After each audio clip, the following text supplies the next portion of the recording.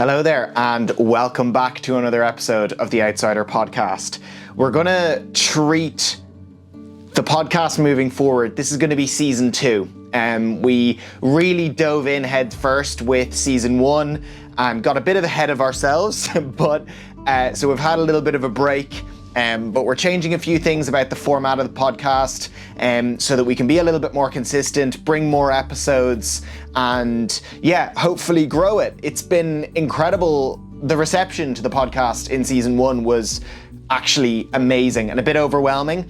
And we're just going to change things up slightly. So we're definitely going to keep the long form, in-person, out in nature interview style podcasts, because I've absolutely loved every single one of those conversations, and I think it's really cool to really dive into the nitty-gritty with some of the most amazing outdoorsy people in Ireland.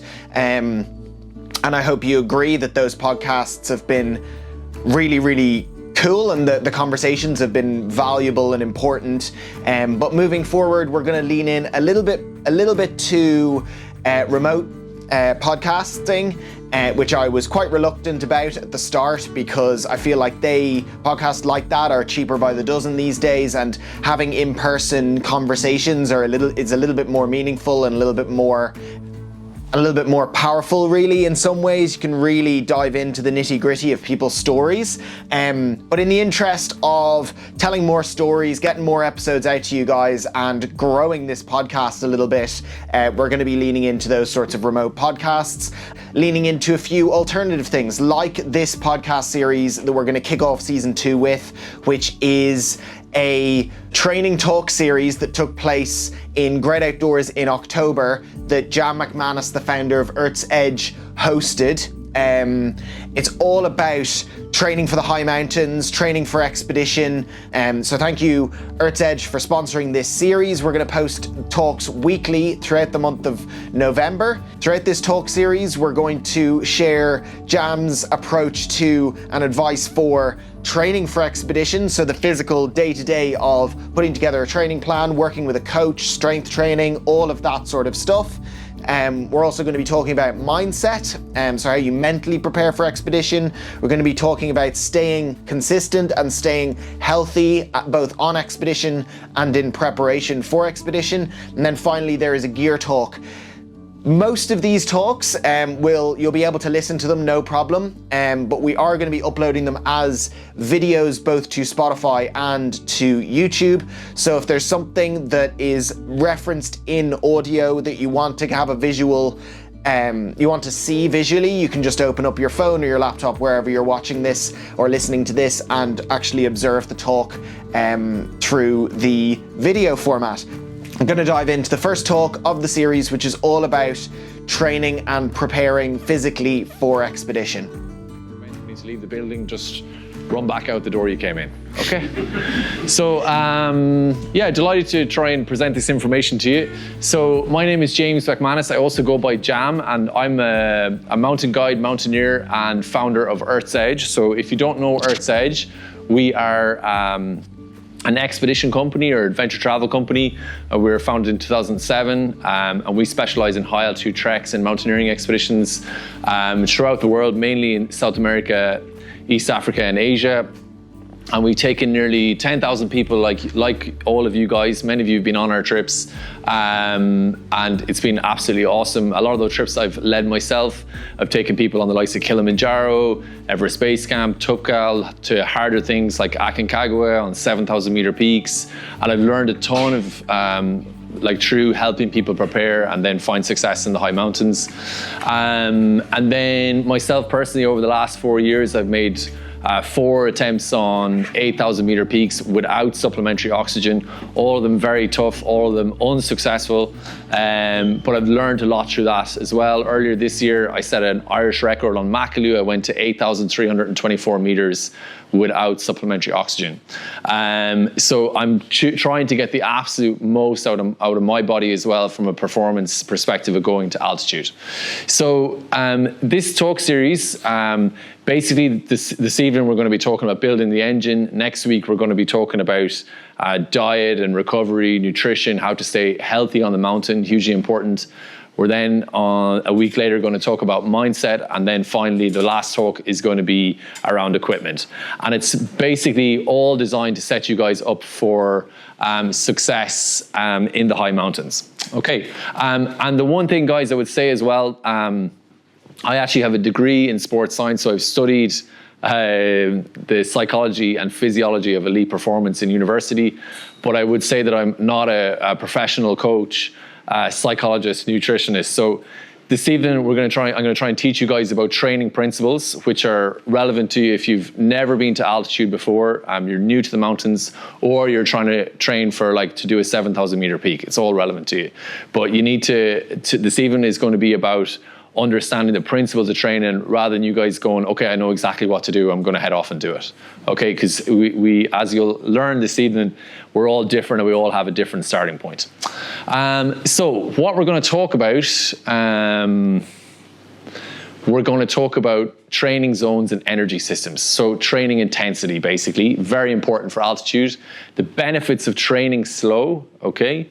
We're going to talk about strength training. And I'm going to give you guys some sample training plans for different goals, for some easy, kind of medium and hard. And we're going to talk about the benefits of coaching and having structure to your training. Okay. And then finally, we're going to have a Q&A.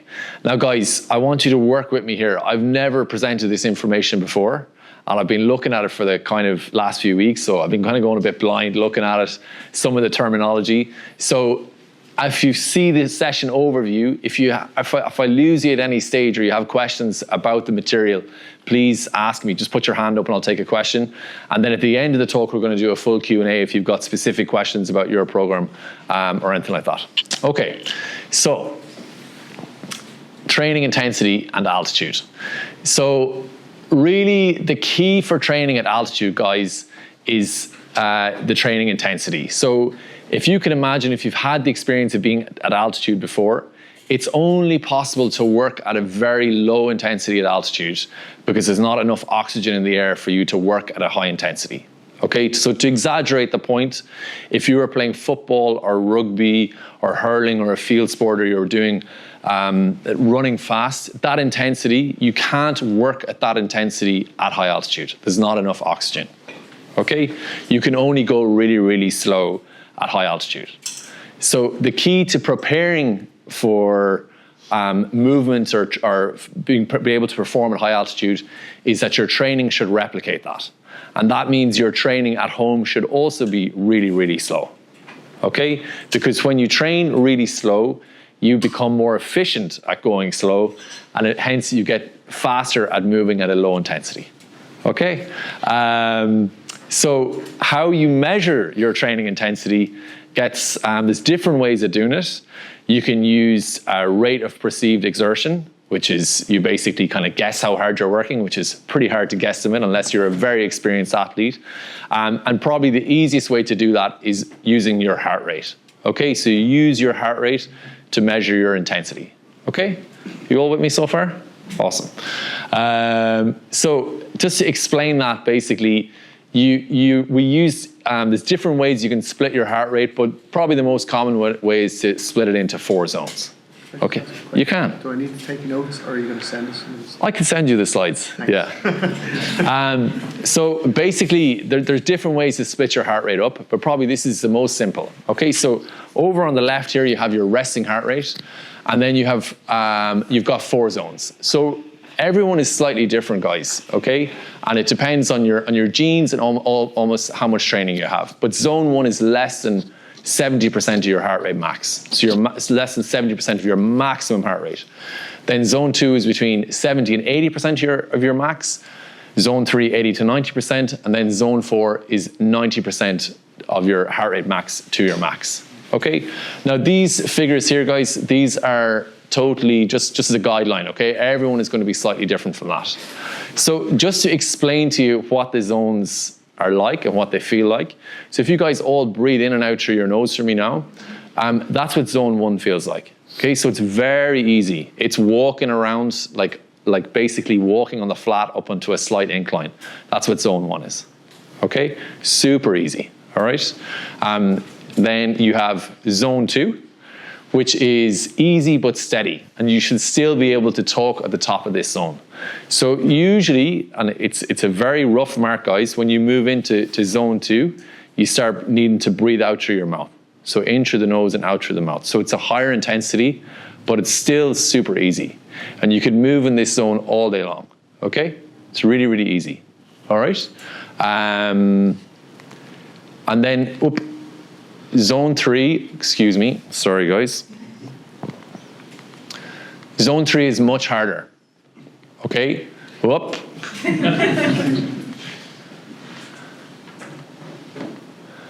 Yeah, so this is moderate to hard, noticeable effort. You're breathing really hard. So this is the pace that you could hold for 30 to 45 minutes. So you're really breathing very hard there. It's like when you go into this zone, it feels a lot different to zone 2.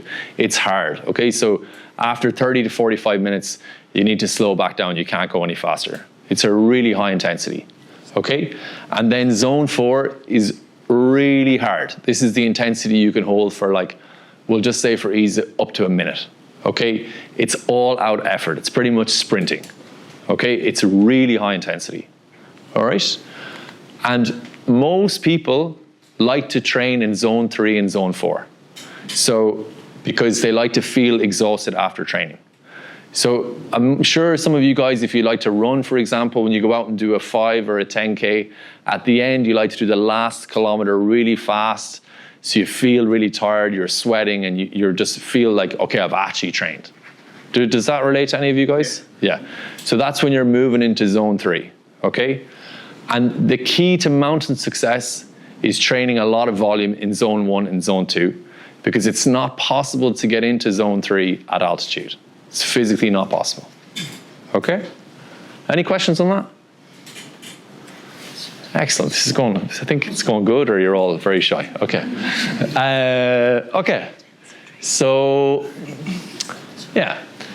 Another point to make, guys, is your energy systems. Okay. I think it's going to get a little bit less technical after this slide. All right. So your body fuels in 2 different ways. Okay. It has the aerobic system, and this is where you use oxygen. Okay. To break down predominantly fat and turn it into fuel, okay? And that's what you're doing predominantly in zone 1 and 2. So what that means, guys, even for a very, very lean person, you have an unlimited store of fuel on your body, okay? So your body basically breaks down your own body fat to create fuel, to create energy, okay? And this system is fantastic. You can go all day on that, all right? Then you have a second one, which is your anaerobic system. And that's where you use carbs or glycogen to produce energy, okay? And this is what we need for higher intensity. So when you start training at a much faster rate. So the people, when you're going into zone 3, zone 4, you're talking about the classic kind of field sports, hurling, football, rugby, hockey, all these things. You're working at a really high intensity. You need your anaerobic system to fuel that higher intensity work. Okay, and you have, roughly speaking, guys, it depends on the size of the horse, around 2,000 calories there in that system. And once you go through that, it's gone. Okay, so that's where, have you guys heard the term of bonking on a marathon? Yeah. So what's happening there is when they get about 20 miles into 26-mile race, they're running in their anaerobic system, and they run out of fuel, and they suddenly just, that's it. They don't feel like going anymore. Okay? So basically, in the high mountains, we have to have a very, very good aerobic system. Okay? Or for anything endurance-based, anything over kind of 2 hours, you need a strong aerobic base. Okay? So, training slow to go fast. So this is a fat utilization versus heart rate zone graph. So on the left-hand side, you have the graph here, is the amount of fuel you're like in the difference, and we got the zones down the bottom here. So basically at rest, you're fueling 90% of fat. And as you go down through the different zones, you start using more carbs for fuel. So as you can see here in zone 2, you're still fueling 60% off fat. And then when you come down here into zone 3 and zone 4, you're predominantly fueling off carbs. So when you're doing a high intensity sport, you're going to be down here because it's only lasting an hour or 90 minutes, it's fine. But when you're doing trekking for 14 or 15 days, or you're doing a 15-hour summit day, you need to make sure that you're moving in this area here. Does that make sense? Okay. And the benefits of training slow, guys, this is the one point I want to really stick with you guys. If you want to become more efficient at going slow, you need to do lots of training going slow. If you want to become more efficient at running around the field after a piece of leather for half an hour or 90 minutes, you need to do lots of fast training. Okay? So if you're training at a really high intensity for high altitude, you're effectively wasting your time. You're training a completely different energy system that you don't need at high altitude. Okay? And yeah, that's pretty much it. So the other thing is here, guys, is from a fueling perspective. I'm going to talk to you with a little bit more detail that on the next slide. But effectively at altitude, you lose your appetite and you're burning more calories. So the big advantage of training slow is that you're using your body fat as fuel, as opposed to needing carbs all the time. Okay? The other thing is when you're training slow, if I want you to think about this, move away from the zones a second. So if you think about if you're in zone 1 or zone 2, in Ireland at sea level, you're either walking or you're running fairly slow, okay? If you're in zone 3 or zone 4, you're running faster, you're sprinting, okay? So obviously at those higher intensities, you're much more likely to get injured, okay? Can you guys all relate to that? And the other risk you have there is that when you train slower, you're training easy on your body, your recovery is much faster, okay? So if you're running, let's say for, an hour and you're covering like 12 kilometers as opposed to running for 15 minutes and you're running 3 kilometers, the longer, slower run is going to be much easier on your body. Does that make sense? You guys can all relate to that? Training for the high mountains is pretty simple, guys. It's nothing rocket science I'm going to be showing you here today. And when you train easier, it allows for more volume and it allows you to be more consistent as well. Because you're not hammering your body, you're not as tired and you can do more training effectively. Okay? So in summary, because you can't push into a high intensity at altitude, all your training at home needs to be slow. All right, any questions on any of that? Yes? This might be kind of silly, but does high intensity training, say being at zone 3 and 4, increase the kind of width of the zone 1 and 2, if that makes sense? Does that make those lower zones bigger, so when you are in those zones, you're kind of more bandwidth? Not really. So when you train in zone 3 and zone 4, it does develop speed and power at that point. But really what makes your base bigger is lots of volume at a lower intensity. Yeah. And they found that kind of training, it doesn't actually stimulate your VO2 max at all. Okay, yeah. And there's no correlation between having a high VO2 max and being a strong endurance athlete. So I'm talking about ultra running and into high altitude mountaineering. Yeah. Does that answer your question? Yeah, cool. Okay, so why a big base matters at altitude. So what I mean by that is that you do lots of zone 1 and zone 2 training so that you're very aerobically fit.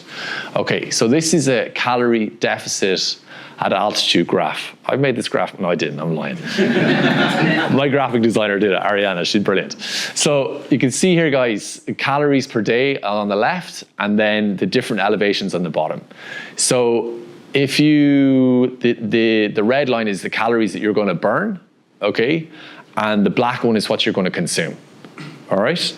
So effectively, when you go to altitude, and anyone who's been to altitude in this room will tell you, your appetite suppresses, okay?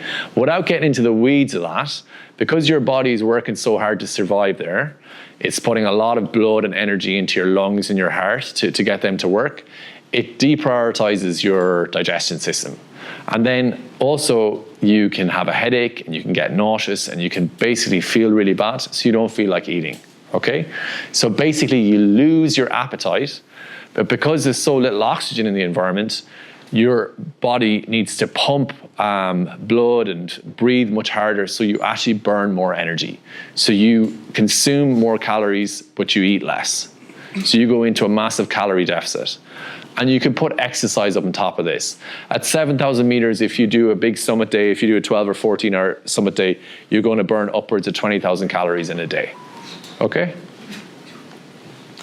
Now, we'll talk about using expeditions for weight loss. Very bad idea. Don't do that. Oh my God, don't do that. No. Yeah, we'll touch on that. So basically, no, we won't. We'll talk about that next week because we'll go down a rabbit hole. We're going to keep it simple. So you're all with me so far, guys, yeah? So with altitude, right, if you think about it, young, fit males are the most susceptible to altitude, okay? Now, there's probably scientific reasons for that, but one definite reason is, as a demographic, they're probably the ones that are doing most training in zone 3, zone 4, okay? And that also probably gives them a bit of confidence based on absolute thin air, okay? So those guys, when you think about it, if you want the referee to blow the whistle and you want to run around really fast, you need a really in tune, highly effective anaerobic system, okay? So the point when they start going anaerobic or moving into zone 3, zone 4 is very early for them. All right. So what happens is when they go up into high altitude, they start going into a calorie deficit. They don't have a big zone 1 and zone 2, so they start burning calories really quickly. And when they don't have enough fuel, they really start to break down. Whereas somebody who is in their own mind maybe not done that much training, but actually they have a physical job where they're a builder or a farmer, or they're on their feet all the time, or they do a bit of hiking, they probably have a naturally bigger zone 1, zone 2. Okay, so they do much better at altitude.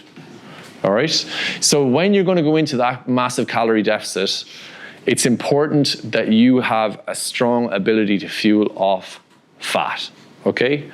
And we're going to talk about that next week. That is not anything to do with training fasted or going on a no-carb diet. That is not accurate. Basically, you need to do lots of slow training and you will become more efficient at going slow and utilizing fat as a fuel source. Now, what are your... Sorry, yeah. What are you counting as starting at altitude? What's the minimum distance when you say when you go to altitude? Yeah, great question. So, I mean, people, you could say 2,000 meters. I think for me, like above 4,000, you're kind of getting into more, really starting to feel the effects of altitude. Yeah, that would be kind of what I would say. It's quite a subjective term, yeah. But I think the training principles we're going to talk about this evening and over the next 3 nights as well, they're quite relevant to any kind of activity in the mountains where you're going for more than 2 to 3 hours, okay? So guys, what are your heart rate zones, okay? They're definitely not what your Garmin tells you they are, okay? And there's also a formula you can use, which is 220 minus your age. That is also not accurate. Okay, so there's 2 ways really you can figure out your heart rate zones. Okay, you can do something called an anaerobic drift test. You guys can Google that. I won't get into the weeds of that with you.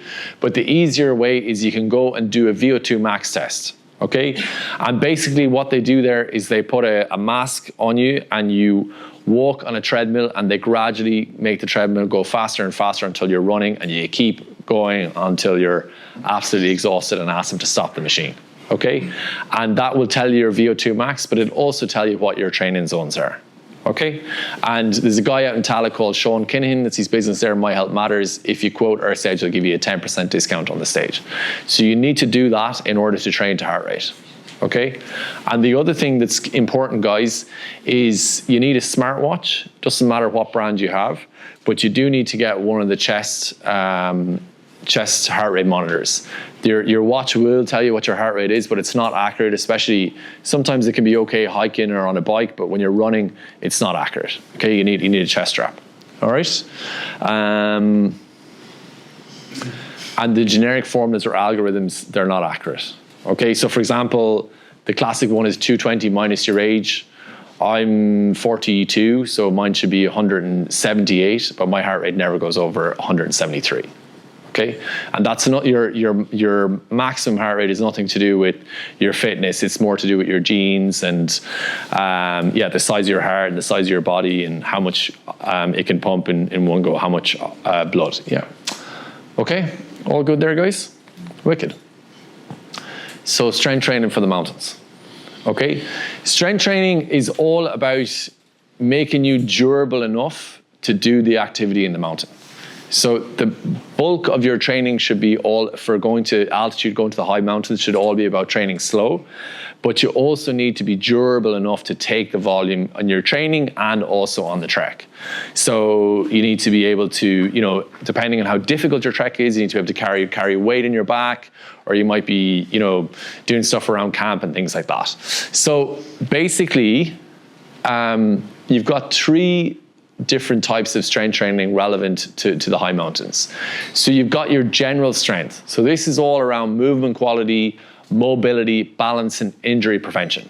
Okay, so this is things like planks, single leg deadlifts, body weight stuff to make sure that you can move properly and you have a basic functional strength before you start going into max strength. Okay, and then max strength is all about learning how to recruit as much muscle fibers as possible. So that's about lifting heavy. Okay, now guys, I've been doing strength training, max strength training for quite some time. I didn't get any bigger. So if anyone's worried about, suddenly like turning up and being an absolute beefcake like in the morning, it won't happen. And you're not trying to do that, but you're trying to generate strength. So this is all about lifting heavy. So for example, it's a low reps. Rep stands for repetitions. So if you were to be doing a bicep curl, that's 1 rep, that's 2. Okay, so you would do, and you don't need to do bicep curls in any situation really, but the lift, when we're saying lifting heavy, maybe you'd be lifting a weight that you could possibly lift 8 times, 4 to 6 times. Okay, so it's that kind of weight, and you'd be taking long kind of 3-minute rest periods between them because you'd be so tired after lifting it. All right, and this builds raw strength. Okay, you're making yourself stronger. You're not getting bigger. You don't need to be huge. Okay, and that leads on then to your muscular endurance. Okay, and this is the section that you do the least of. And this is light weights with high reps with a shorter rest period. Okay, so you might be lifting a much lighter weight till exhaustion, maybe 15 or 20 times, 15 to 20 reps. Okay, you can also do this on a hill as well, guys. So what you would do there is you might do an hour of muscular endurance training on a hill where you lift a pack that's so heavy that the fatigue in your legs is the limiting factor rather than your aerobic system. So it's very, very heavy, but you might be walking uphill for 5 minutes at a very, heavy weight, and then you will dump the water out of your bag and walk back down. Okay? This muscular endurance training, guys, it's very easy to get that wrong and injure yourself doing that. Very, very easy. It's very, very hard on the body. It fatigues you a lot, and it, technically speaking, it attacks your nervous system, but basically you feel absolutely shattered after it. Okay, and how you would structure that, this needs to be individualized. So if I were a coach and I would be designing a strength training program for you, I'd be asking what your history is in training, and then how close to your departure you are. So when are you going on your trip? So if you were to say to me, I've never been in the gym before in my life, and I'm going to Kilimanjaro in 12 months, what I would say is, okay, I want you to do 3 months of general strength training. So that's want to make sure that you've got the flexibility and range of movement in your shoulders, in your hips, your ankles, your knees, so you can move properly, which for some of us, it can take a bit of time to develop that flexibility and basic strength. And then we would do 6 months of max strength. So you get stronger over 6 months. And then the last 3 months before you go, we'd be doing muscular endurance. Okay? If you had a training background where you're coming from, you've been lifting weights for years, you may skip the general strength because you've already done it. Okay? Any questions on that? No. Okay, brilliant. Cool. Okay, so guys, we know about training intensity, training to heart rate, it's the key. That is the key. Key. You want to be faster going to the mountains, you just need to bang out a lot of volume. And we can keep things really simple. You could walk away this evening from here just going, I just need to do lots of slow hiking, you're going to be good to go. Or you could be a little bit more technical about it. So the next thing we talked about, the training intensity, lots of slow, zone 1, zone 2, strength training to make you more durable, more powerful, more able to withstand a long summit day where your muscles are really crying. Now the training plan. Okay, so all good training plans have 3 foundational principles. They need to be specific. I can't say that word there, but it's on screen, okay? So it needs to mimic the demands of your mission, all right? So what I mean by that, guys, is if you're planning to go walk the Camino, okay? You need to do lots of walking. It doesn't need to be so steep. If you want to go and climb Aconcagua, which is the highest mountain in South America, and it's going to be 16 days, and you're going to do a big summit day, you're going to be carrying weight, you need to have more vertical meters in your training plan, okay? So you need to take into account the mission that you're doing. If you're doing stuff like climbing, something that involves technical climbing, or you're going to actually have to climb, you might need some more gym work, you might need to focus more on your upper body. So that's very important. This bit is massively important. It needs to have progressive overload, or it needs to be periodized. It needs to gradually get harder with rest periods. Gradually being a key point that you need to not look over, okay? It can't be suddenly I'm going to Kilimanjaro next year, new training plan, we're going from 0 to hero, 0 hours a week to 15 hours a week. That's a bad idea, okay? You need to gradually increase your training with rest periods. We're going to get into that in a second. And this is the most important one. It needs to be tailored to you. It needs to be individual for you guys. It needs to take into account your starting point, the amount of time you have available, your past injuries, your training history, work, family, stress, and your location is very important, okay? So do you have a mountain near your house? And if you don't, we can work around that, okay? Okay? But it is important. And that is very, very important. You can't be looking at people on Instagram, or I'm not on Strava for this very reason, because if I was looking at other people on Strava, I'd try and train like them and I'd get injured. Okay, it needs to be individual to me. So are we all understanding that so far, yeah? Tried to give you guys a rough idea of how I would train. Okay, so what I've done is shown you what a sample week 1 would be. So on the left-hand side, I've kind of made 3 different categories. First one would be for Tupkal, which is a 4,200 meter peak in Morocco, and Everest Base Camp, which is a 13-day trek into Everest Base Camp in Nepal. It's about 5,500 meters. Then in the second line, guys, we have Kilimanjaro and Kangyatsy too. You've all heard of Kili, I'm sure. Kangyatsy is a 6,200 meter peak we run in India.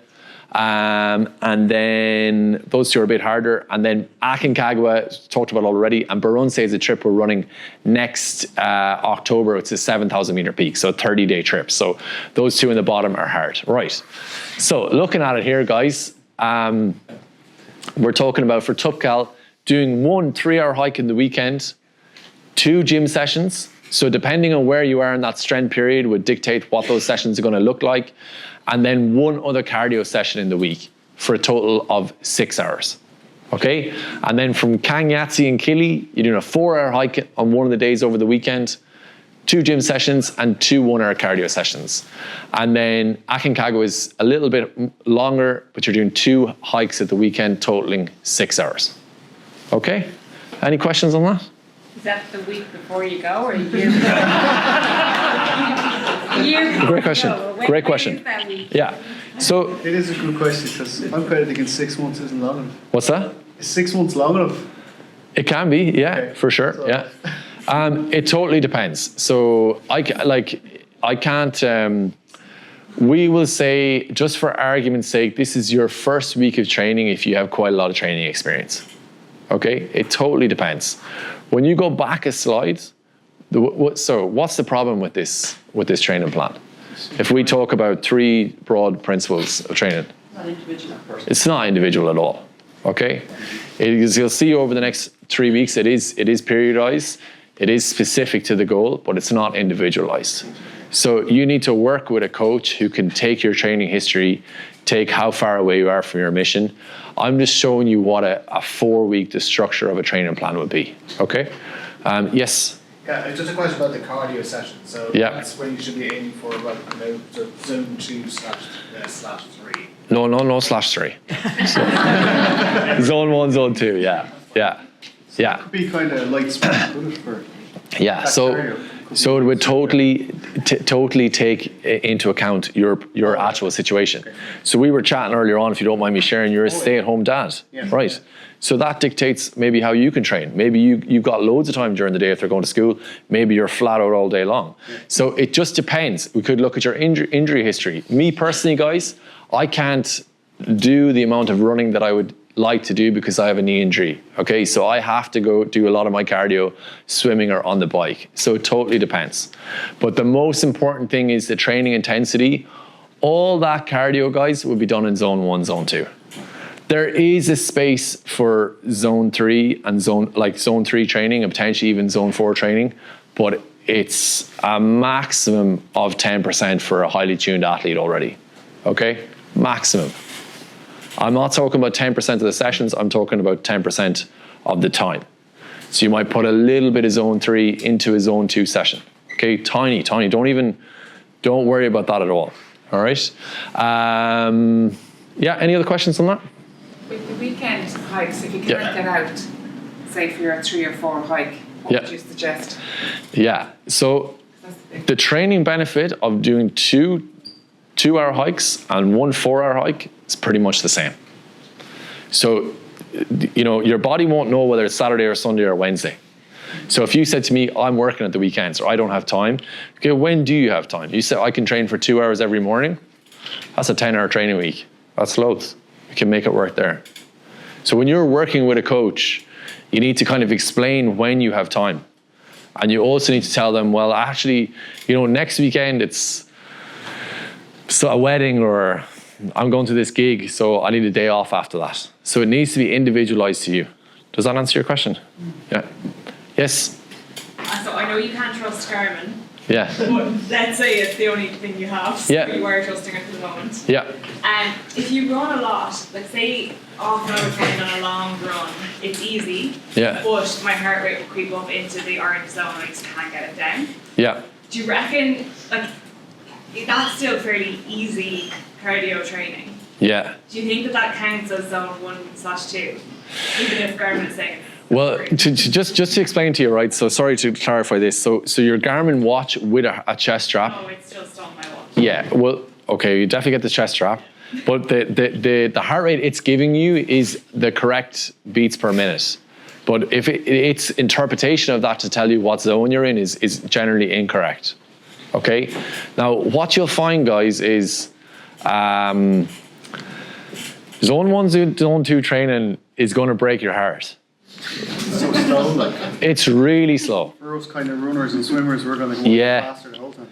Yeah. So just to explain that to you, when I've always been going to the mountains since I was a young fella, and I started training this way in 2020. And when I first started training to heart rate, the top of my zone 2 was a 6-minute 45 second kilometer on the flat. So it's very hard on the ego, you can walk faster than that if you want to. But over a period of time, guys, I'm not super fast, okay? Now it's a 5-minute kilometer for me. So you transform. So you have to bang it out hour after hour after hour after hour. And that came to me because I had an injury. I had to train that way. But if you're willing to do the right thing rather than what you want, life becomes very easy. I was particularly training, but anyway. But yeah, it's painfully slow. But I was on Macaloo this spring and very tired after it. I was just actually out running in Dublin Mountains there last night, and I noticed 2 months ago I was having to walk up a lot of the hills. Now I'm just running them, and that's from just doing a consistent training for kind of 12, 13 weeks. My body's becoming more efficient again. Okay, so you just have to be disciplined.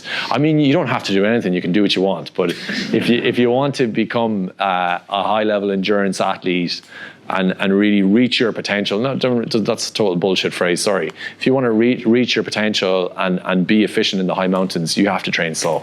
And if you do it for 6, 9, 12 months and you keep doing it, you'll get to a point where actually running at the top of zone 2 is too hard for your body, your musculoskeletal system, because it's too quick.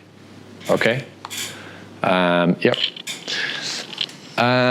So the structure of training is broadly the same regardless of your level. Okay? It's the same. Week 2, guys, you're adding on 5 to 10%. Okay? So for the Tupcal people, this is just not individualized at all. They're adding a half an hour onto their hike. And the Kili Kanyatsi, another half an hour onto their hike. And then the Aconcagua on their 2 cardio sessions. Maybe they're on the bike or they're swimming, or if they can take more running or more hiking, great. They're adding a little bit on there. And then week 3, you're up to a 4-hour hike on Tupcal and EBC. And then a Kili Kanyatsi, their gym sessions are getting a little bit longer. And then for Aconcagua and Bronce, they add a half an hour onto one of those hikes. So for that's 2 hikes for 6.5 hours. That could be a 2-hour hike and a 4.5-hour hike. But this is broadly speaking. Some of you guys might say, look, I've got something on the weekend. I'm going to put a head torch out. I'm going to train at nighttime during the week. Yeah. Yeah. You can also play with vertical meters versus your distance. Okay, so obviously the steeper the trails you are on, the less distance you're going to cover, you can play with that. You can also use an incline treadmill or a stair machine if you're not close by a mountain, or if you're living in Ireland, you're coming into the winter, you can do that too. So a treadmill at 15 degrees incline or a stair machine is a fantastic training tool. The other thing, cross training is really fantastic for injury prevention. So generally speaking, I will go on my bike twice a week. I'll be cycling for 4 to 6 hours a week on my bike. Okay, because I can take the time, and it's basically it's non-low burning exercise. So there's no impact in cycling. So you can actually get into a fairly good heart rate. You're developing your lungs and your heart, but you're not hammering your body. Okay, it's very good for base building, or if you're coming back off an injury. But just to say, like, the training effects of swimming or cycling or another aerobic exercise is not the same as hiking or running. Okay, when you're actually having to propel your body up a hill, it's the most effective training. So your training, it needs to, as we mentioned earlier, it needs to be specific. So the more you can do on the hills, the better. Sorry, just with the stair machine, does that come under a gym session or cardio? That would be cardio, yeah. Unless you wanted to do a muscular endurance section, you could go on the stair machine with a very heavy pack on. Okay, yeah. Would you wear heavy packs on the hikes? Or would you just body weight? I would start off with body weight, and then move it up to maybe 10% of your body weight, and then I would do shorter sections with a heavier pack on. Okay, yeah. And that's something you can play with as well on your hikes. You know, you might leave it to at 4-hour hike, or like, you know, you might increase the distance, but you'd increase the weight basically. Yeah. Okay. Any questions on that? Sorry, can I just ask the treadmill with the backpack? So if you go on a treadmill with a backpack, you're taking it out of your strength training and not your... A very heavy backpack. If you're doing muscular endurance training, right, you can do that. And just on the muscular endurance, it's the top of that pyramid, right? You'd be doing a maximum one of those sessions a week. Like I said, really take it out of you. And you'd want to be going very heavy. So like, you know, for me, like 25 kilos I can carry, and it's my aerobic system that's going to tank first. So I need to go heavier than that for muscular endurance.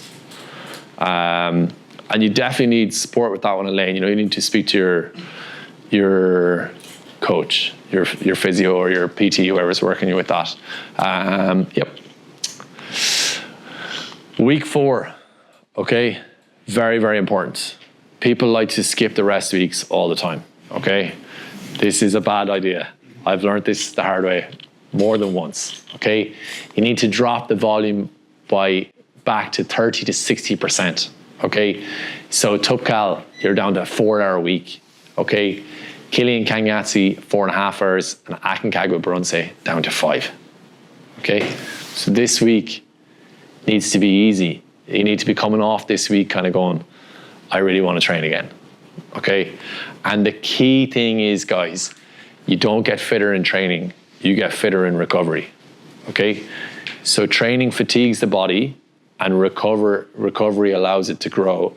And basically, your body gets stronger, your muscles repair, and you're ready for week 5 when you're going up 5% again. Okay? So you're kind of looking at that week 1 and you're kind of going, God, it's not that much. But if you're consistent with this, the volume will start coming quite quickly for you. Okay? So if you skip the recovery week, it leads to overtraining, injury, and burnout. This is massively important. Next week, we're going to go into more detail about recovery, nutrition, sleep, lots of stuff that you need to manage a high training volume. But this is so, so important. This deload week is really, really key. Okay? Now, that's just kind of giving you like how a training plan should look. Some people do it differently, but that's kind of the broad spectrum of how they work. Any questions on that? What would the last week look like, kind of as you get to the end of the plan? Say again? What would the last weeks look like? Presumably there's a rest period before. Yeah, you'd taper before an event, yeah. So you'd basically, you'd probably do a deload week, or maybe a deload week before you go away. Okay?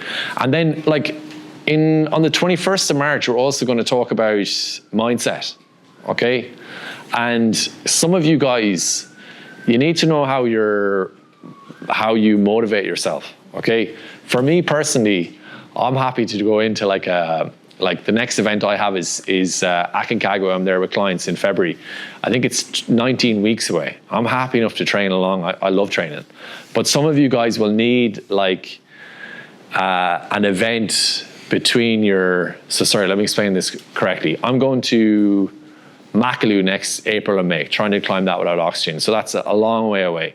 I'm quite happy to train away in a training program, take some time off to go to Aconcagua and then be ready for that.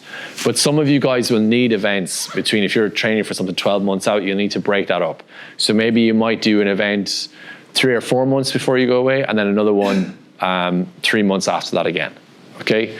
I wouldn't be doing hard races or running once a month. That's very difficult to do because you need a taper period before and after each one of those. So you can, depending on the athlete and how durable you are, but I definitely wouldn't do too many events. Did that answer your question? Cool. The principles there, you're on week 4. So week 5, you're going to add 5% to week 1, and then... No, 5% to week 3. To week 3? Yeah. Okay. And then you're going to keep repeating that process after week 4 or whatever, 8. Yeah, exactly. Okay. And you're going to keep going. And then when you come back off your expedition, you're going to start again. For the next one. Yeah, just keep going and going and going. There's no secret sauce. Really, really top level endurance athletes and mountaineers and ultra runners, all these guys, what they do more than anybody else is they are consistent. Okay, they're durable, they're consistent, they're banging out their training week after week, exactly as I'm showing you. It's specific, periodized, it's individual to them, and they're gradually increasing it. Your body is constantly fighting fatigue as an endurance athlete. You are constantly fighting fatigue, and you need the rest periods to manage that. Okay, so important. Okay, so to tell you a little bit about my story in training, guys. Before 2020, I was constantly injured with knee problems. Constantly. No structure, no regard for my body, just constantly trashing it all the time. And then right before the pandemic, I was working in the Scottish Highlands, teaching winter mountaineering, and I was having loads of problems with my right knee. coming to the point where like I was taking lots of painkillers to get through the work, couldn't sleep at night. It was really, really bad. So that forced me to eventually listen to my physiotherapist and do what he was telling me to do, because I wouldn't. So that's how I came to training to a structure. So basically from March to June, I did no running at all. We just did rehab to build the muscles up around my knee, particularly my hamstrings and my glutes. And then I went back to running. And normally when I had an injury and I went back to running, I'd run like a 5 or a 10K and I would feel okay, but actually just totally minimizing pain in my body. So it wasn't never okay. So he brought me back to running in a really healthy way. So we did one run after 3 months in the week, and it was 20 minutes long. 2 minutes walk, followed by 2 minutes run, repeated 5 times. That was it for the first week. And then gradually, that was my starting point. So, you come back to your question in the week one. My week one was nothing like that. It was way less. But I stuck at it. I wasn't able to go on expedition through the pandemic. And then 13 months later, I completed the Wicklow round. So I'm sure a lot of you have heard of the Wicklow Way. This is different. This is like it's basically an endurance challenge, or ultra, you could call it. So it's 120 kilometers long. With you climb the 26 highest mountains of Wicklow, and it's got 6,000 meters elevation gain. So I did that after 13 months, and then I was like, okay, hang on a second. I've gone from being a good athlete to a high-level endurance athlete. I have all this mountaineering skill and experience, so that's what led me on to attempt 8,000 meter peaks without oxygen. Okay, and the structure change can change everything for you. Okay, it really is like the secret sauce working with someone else for me. So I cannot stress how important it is to be coached. You hear of people who are quite successful who don't have a coach, and all I can think of for them is like how much better you could be if you were coached. Okay, in any walk of life, training, like your personal life, business, anything, you need to be coached to reach your potential. So I was constantly under training or over training, or I go out drinking. I'm like, Jesus, you shouldn't have been drinking, and then you need to train really hard the next day. All the classic stuff. And a coach gave me accountability, balance, consistency. It was a game changer. Like absolutely indebted to my coaches. I work with some amazing people, and it just wouldn't have happened to me. So if you're busy, like, you could really benefit hugely to be accountable to someone. Like, I'm the kind of person who tends to have a lot of energy, like to overtrain all the time. So my coach is constantly telling me, no, less. But they can also help you if you struggle for motivation.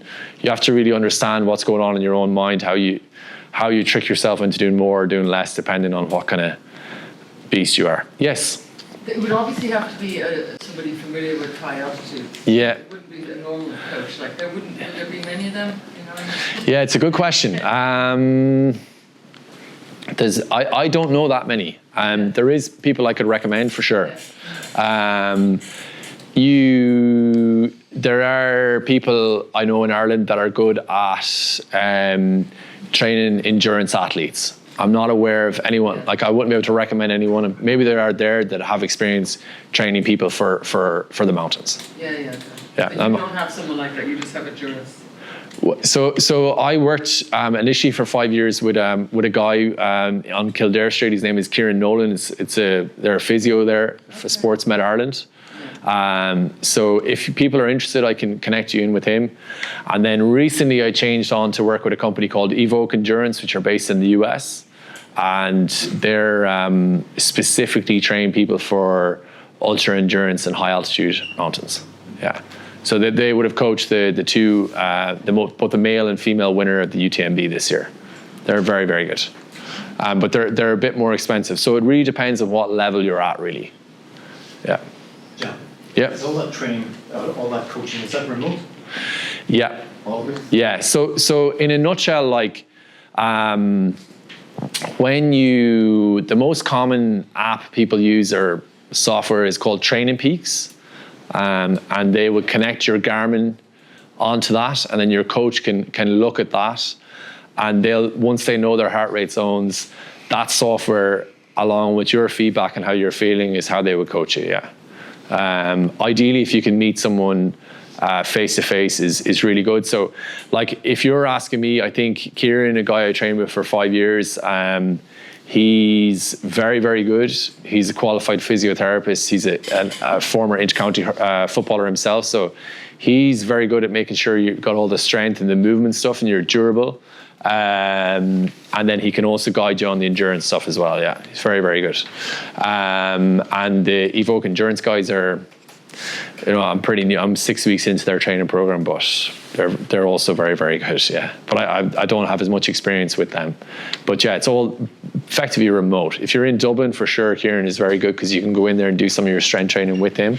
Because I don't know how much strength training experience you have. Doing it by yourself and doing it when someone's watching you is chalk and cheese, really, to be honest. Yeah. Yes. 2 questions, one being a personal one. Yeah. Why is it so important for you to train without oxygen? And then how does that change how you train? A good question. Yeah. So I think, personally, I never had a long-term dream to stand on top of Everest. It never something appealed to me. When I heard about people doing it without oxygen, that appealed to me because, when you use oxygen, you take 2,000 to 4,000 meters off the mountain. So it's beyond blood doping. So anybody who does anything, I have total respect for. If you're, your first time ever hill walking, you're out doing the Sugarloaf or you're doing something like that, fair play to you. But for me, the point is to try and tune my body up and test myself. So that's why I want to do that. And then the training for me is the same. I'm following a similar structure to what I showed you there. Yeah. So you wouldn't change if you were doing it with every day? No, I just need to do more volume. I just need to do more. I need to do more hours. I'm training more. I'm training probably kind of 18 to 20, 22 hours a week. And then back down to 10 and then up again kind of thing. That's what I'm managing at the moment. I'll see how I'm going next week. Maybe I'll be broken, but the training principles are the same. Yeah. Okay, so we're nearly there, guys. We're going to take more questions if you have them. So slow training builds mountain success. It's really not more complicated than that. You can keep it super simple. So if you're out and you're doing lots of hill walking, you're doing the right thing. Keep doing it. It'll work for you. Strength is adding the durability. Very, very important. And the structure beats guesswork.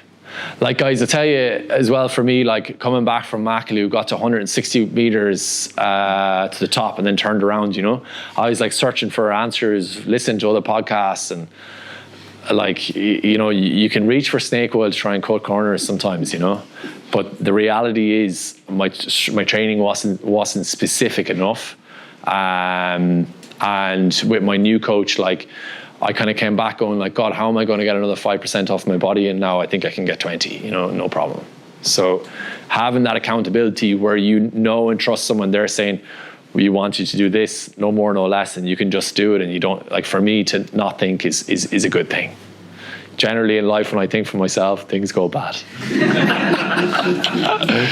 Yeah. So next week, guys, we're going to be talking about recovery, nutrition, staying healthy at altitude. If you showed this to me 2 years ago, I'd be I already got what's here for week 1. I don't need any of that stuff. It's not that important. But honestly, if you want to throw down the kind of volume that I'm talking about, your recovery needs to be on the money. Your nutrition, we're not going to make any of this stuff complicated. So important. Sleep, how you manage if you're going out drinking over Christmas, how you're going to build it into your training. Really, really key. Staying healthy at altitude. Guys, you go to above 5,000 meters, it's not compatible with life. It's not you can't stay up there. Your body is getting weaker all the time, every day. So how do you manage that?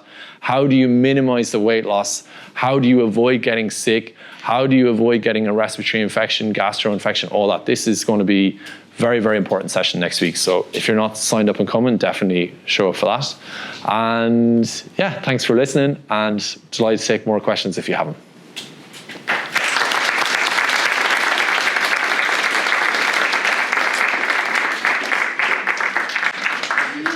The hypoxic tents as well? The hypoxic tents, I have used them, and they definitely... Corners. Is it cutting corners? Yeah, it's helping. So it's basically you're sleeping in a tent where basically they use a machine that pumps in oxygen or air with less oxygen in it. So it's resulting in your body starting to adapt to altitude before you go away. It definitely can help, okay, but you still need to do zone 1 and zone 2 training. That's like your bread and butter, lots of that. Yep. Without a personal coach, which I don't have at the moment. Okay. Is there any online resources or online coaches doing free, sample plans or anything that you'd recommend for? Yeah, so like training for a marathon or an ultra marathon, you can get training plans, but they're not specific to you. So there is books you can read, like Uphill Athlete or Training for the New Alpinism. Sorry, don't know why I'm struggling with that. But your ability to translate that into your own training plan is difficult. Okay, it really is. If you want to keep things pretty simple, I would go for a VO2 max test, figure out what your heart rate zones are, and then train in those zones. Yeah. And basically after you've spent 6 months, or you could do 3 or 6 months, you go back and test again and you can see if you've improved. Yeah. Because when you do lots of, I didn't mention this, if let's say the top of your zone 2, was thrown out a very random example, is 120 beats per minute. If you do 6 months of training between 90 and 120 beats per minute, and then you go back and do a VO2 max test again, you're going to be running significantly faster at 120 when you come back after 3 or 6 months. Your body will adapt.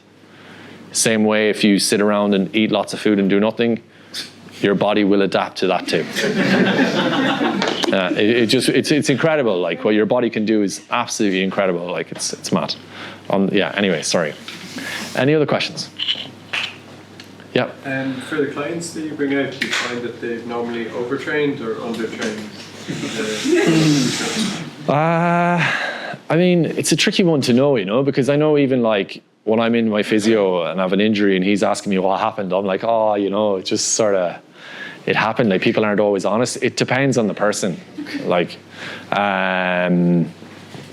But I find the people that are doing lots of hiking, who are doing zone 1, zone 2 training without even knowing what they're doing, like they do very well. It depends on the individual person. Like people who are getting injured constantly or, soft tissue or problems, they're generally overtraining. Your body can take a lot of volume if you increase the volume gradually and it's slow. Like your body can do amazing things. Yeah. Can you talk us through maybe like both the physical pipeline and the technical pipeline from like the Wicklow round to Makalu? No oxygen? What were the summits? What was the years? What was the training you went in? Technical point of view to summit a mountain, but also... Yeah, so to be honest with you, so Wicklow round I did in 2021, and then I made an attempt on Everest in 2022. Technically, the 8,000 meter peaks on the normal routes, they're not technical from a climbing perspective. People talk about the Khumbu Icefall being quite dangerous, but effectively there's a fixed line through it, so it is very dangerous. It can be scary at times, but your technical ability would be quite low, so I didn't have to tune myself up from my training in that. So Everest in 2022, that trip I went on a rotation, so basically you can't just hike up Everest, you have to do rotations. So you go up to, let's say, 6,500 meters, back to base camp, rest, up again. So on my third rotation, I hit 7,900 meters, felt pretty well. Back to base camp, rested for a few days and went through the icefall again. And normally that would take me about 7 to 8 hours to go from base camp to camp 2. And on my summit push, it took 13. And I didn't know what was going on.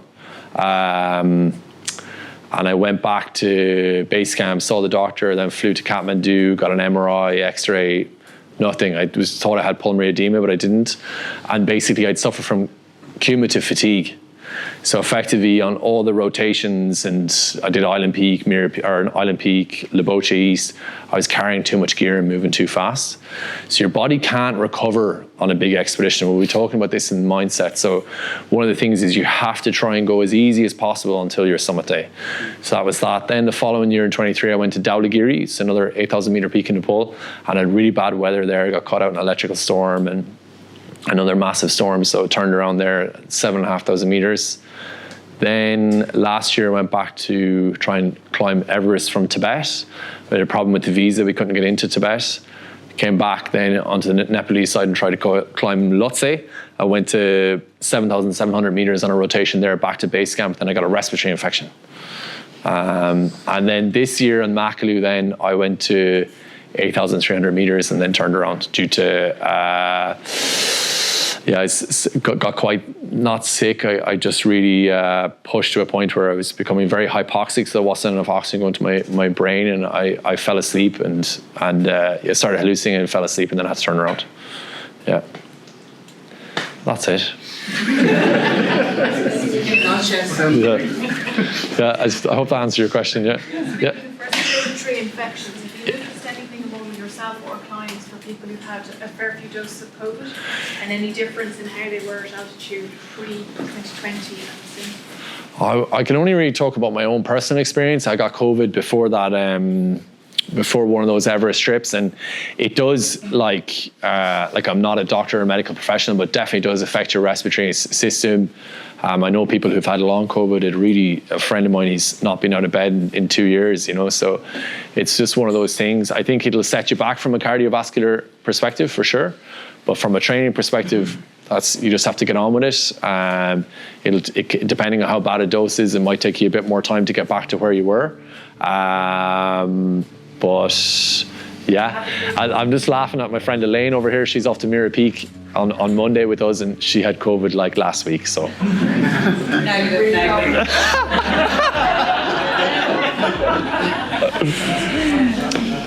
Yeah, it's Jesus. Don't sit beside Elaine, guys. Probably a bit late to tell you that, but yeah, just what can you do? You just have to. And I was meaning more people who've got over it. Well, they feel they've got over it and then feel like coping less well at altitude than they did 2 years earlier. Oh, but it's very hard to know what that is. So that's the thing. You go to altitude 1 year, unless you're not, it's very hard to know if you're not feeling good the next year. Is it a placebo or is it you're not eating enough? So I think you'll notice it if you're training to heart rate and let's say the top of your zone 2 is a 7-minute kilometer. After COVID, it could be a 7.5 minute. But you can still function. Just not to be flippant about, but just get on with it. Yeah. Any other questions, guys? Yeah. What else can you do, really? Anything else? Okay, awesome. I'll be around packing up. Thanks so much for coming, and hopefully see you all next week. Take it easy.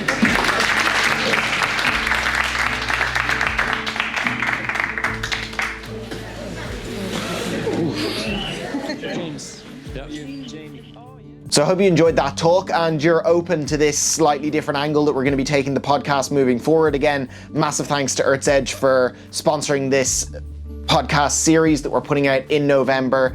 And if you have any questions or comments, please do leave them in the Spotify comments, YouTube comments, send us a message on Instagram. Let's start a bit of a conversation around this, because I think there's so much information out there about training, and it would be great to extend this conversation even further. So if you have any questions, please do engage wherever you're consuming this. Next week, we're going to be publishing a talk that's all about sleep, recovery, and staying healthy on expedition. This is massively important, as Jam says himself.